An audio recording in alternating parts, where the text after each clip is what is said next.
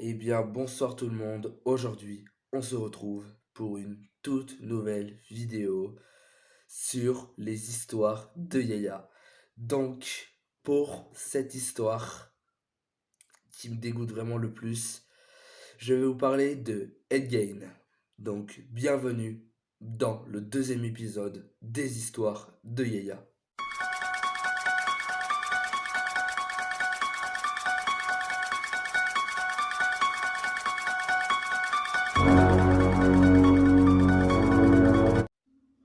Il n'est pas à l'origine d'un, mais d'une dizaine de films. Vous ne connaissez peut-être pas son histoire, et pourtant le tueur en série, Ed Gein, est le modèle derrière les longs métrages d'horreur les plus célèbres.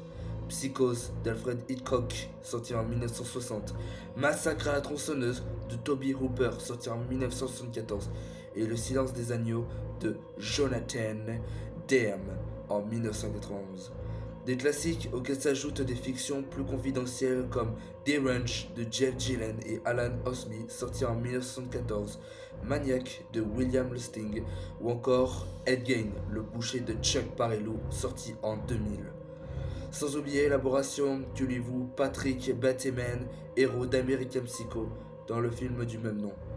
Autant de signes de l'atrocité de ces crimes commis à la fin des années 50 a durablement marqué les mémoires. Donc, on s'attaque à l'histoire d'Ed Gein.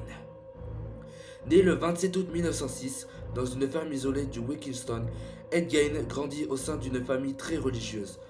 À la mort en 1940 de son père alcoolique, il se rapproche de sa mère Augusta Crafter, une femme très prude et rigide avec laquelle il entretenait un lien filial malsain, similaire à celui de Norman Bates. Donc, c'est l'antagoniste de Psychose. Voyant d'un mauvais œil la relation de son frère Henry avec une femme divorcée, il est soupçonné d'être le responsable de l'incendie qui lui ôtera la vie en 1944. Un an plus tard, Augusta décède d'une crise cardiaque, laissant un vide dans la vie d'Ed Gein, alors âgé de 39 ans. Au cimetière, il a été pris de pleurs et de sanglots quand le cercueil a commencé à s'enfoncer sous terre.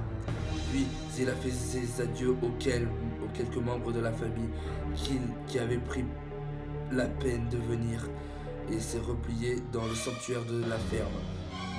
Raconte l'auteur Robert Keller dans Ungained. The Shocking True Story of Ed Gein. Le célibataire endurci garde même la chambre de sa mère intacte et bricade l'accès au premier étage. Ouh, déjà rien que quand t'entends ça mon petit gars, là je suis déjà dans le mal. Alors, on continue. Dès lors, Ed Gein ne laisse aller ses penchants macabres. S'il n'a jamais fréquenté de femmes, il reste toutefois obsédé par leurs anatomies, passion aussi étrange que des autres hobbies, les crimes nazis. Il commence ainsi à plier les tombes, déterrer les corps, utiliser les organes pour en faire de la taxidermie. Donc la police le soupçonna aussi d'être nécrophile, ce qui n'ira. Dans la région, il est considéré comme un excentrique, mais personne ne soupçonne ses réelles activités. En 1954, il fait sa première victime, Mary Hogan, gérante d'une taverne aux alentours qui lui rappelle sa mère, Augusta. 3 ans plus tard, les autorités établissent un lien entre lui et la disparition de Bernice Warden, responsable d'un magasin. Non seulement des témoins l'ont aperçu sur les lieux, mais son nom est inscrit sur le ticket de caisse laissé négligemment sur le comptoir. Les gars, c'est creepy. Oh, oh, putain. Là, c'est le deuxième épisode. C'est moins pire qu'Agnès Michel, mais quand même. C'est quand même badant, quand même. Les gars, aussi, dites-le moi en commentaire si vous connaissiez cette histoire ou non. Parce qu'elle c'est pas encore finie, les gars. Ah, on est loin d'avoir fini là, les gars. Oh, oh. Déjà que rien que quand t'apprends ça, je vous montrerai pas d'image parce que j'ai peur que ma vidéo soit bannie. Parce que vraiment c'est dégueulasse, il y a des images sur ça et je veux pas vous montrer. Je vous montrerai juste la tête du tueur. Mais c'est tout. Je vous montrerai rien d'autre de lui parce que j'ai pas envie que ma vidéo soit dégagée. Bon, vous allez me dire, oui, mais Yaya du 72 horreur, tu t'es jamais fait bannir ta chaîne. Oh, je me suis fait bannir Yaya qui est à 165 abonnés. Par rapport à des trucs, mais bref, ça on s'en fout. Bref. Et je rappelle ce soir le live à 21h, c'est totalement carré ça. Allez, on continue. Alors, lorsque les autorités inspectèrent la ferme de Plainfield, ils tombèrent sur un véritable musée des horreurs, qui n'est pas sans rappeler l'antre de Leatherface dans Massacre à la tronçonneuse.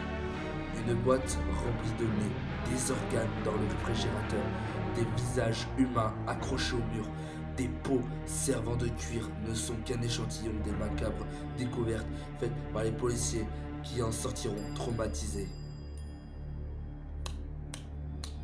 Pum pum pum. Oh les gars. Imaginez, vous allez chez un pote, il y a ça. Il y a de la peau humaine partout là. Imagine, genre, tu vois, ton placard c'est fait en peau humaine. Ah, astaghfirullah. Même moi, j'aurais pas les couilles là, je te l'avoue.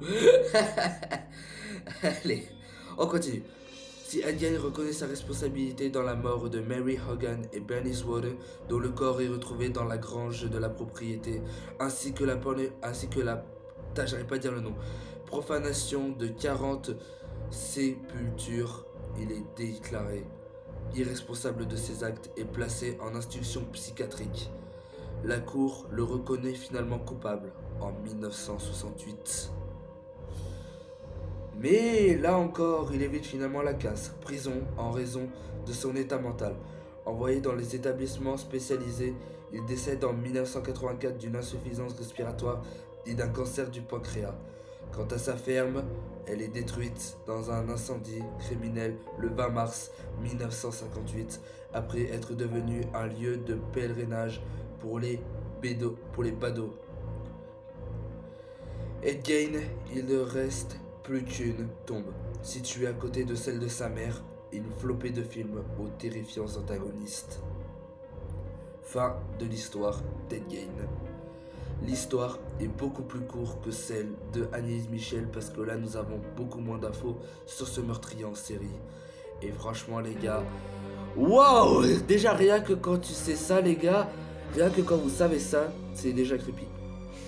Donc genre vous imaginez ce meurtrier en cavale s'il était encore en vie, genre si par exemple on était immortel, et ben Ed Gein serait encore là, il continuerait à faire ça aux États-Unis.